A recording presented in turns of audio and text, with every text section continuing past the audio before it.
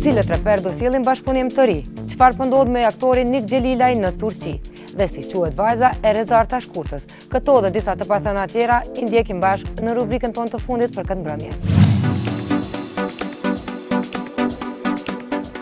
Këngëtarja nga Shqipëria Rezarta Shkurta në mëngjesin e datës 23 tetor solli në jetë vajzën e parë. Foshnja është pagëzuar me emrin Hera. Kjo foshnjë është trashëgimtare e familjes Hoxha, pasi që këngëtarja është e martuar me Ermalin, stërnipin e Enver Hoxhës. Se kujt do t'i përngjajë Hera akoma nuk dihet, sepse ende nuk është publikuar as edhe një foto e bebës. Modeli shqiptar Edison Kelmendi, i cili karrierën e tij e ka shtrirë jashtë kufive shqiptar, së fundmi është bërë pjesë e kampanjës publicitare të Schwarzkopf. Edison i reklamon ngjyrën e zezë të Live Color XXL dhe kjo reklam do të transmetohet në gjithë botën dhe do të zgjasë për një vit. Në ndërkohë Edisoni është duke xhiruar edhe kampanja të tjera për kompani të mëdha në botë.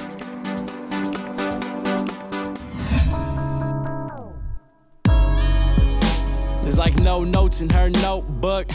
I don't care. You see, I need a model with a coke. Këngëtari me priardhje nga Kosova por që ka lindur në Brooklyn, Alban Nikçi, i njohur ndryshe si Alpsko, ka sjellur këngën e tij të dytë. What Happened titullohet bashkëpunimi i Alpskos me Adrian Lau. Artisti Harry Fraud, producent i Action Bronson, Rick Ross, Wiz Khalifa e shumë të tjerë.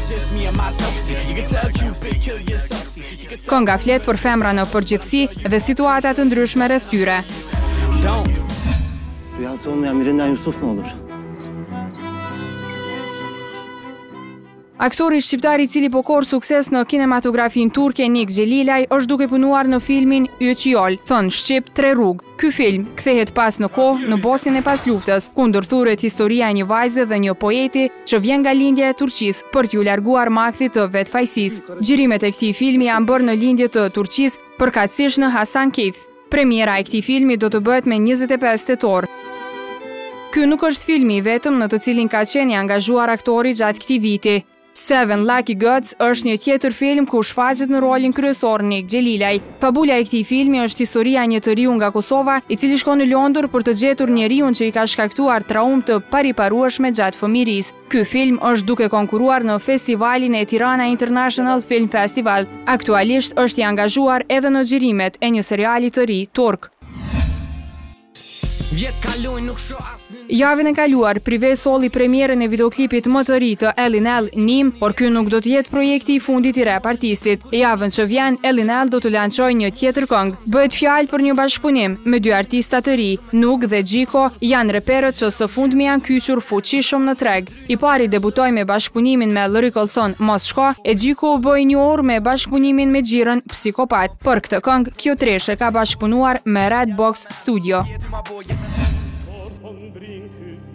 Tenori shqiptar Sajmir Pirgu, i cili po zhvillon karrierën ndërkombëtare në zhanrin e operës, do të jetë i pranishëm në hapjen e sezonit 2013-2014 të Palau Deles Arts Reina Sofia. Krahas Pirgut në këtë shfaqje do të jetë edhe tenori nga Venezuela, Aquiles Muchado. Të dy do të interpretojnë Alfredon në La Traviata të Verdit. Sajmir Pirgu rikthehet në këtë skenë pas 7 viteve. Ai në vitin 2006 performoi në rolin e Don Ottavio në Don Giovanni të Mozart. Pjesëmarrja e tij në Spanjë ka zgjuar vëmendje, madje edhe e përditshmja spanjolle El País ka shkruar artikull për dyshem Pirgu Machado.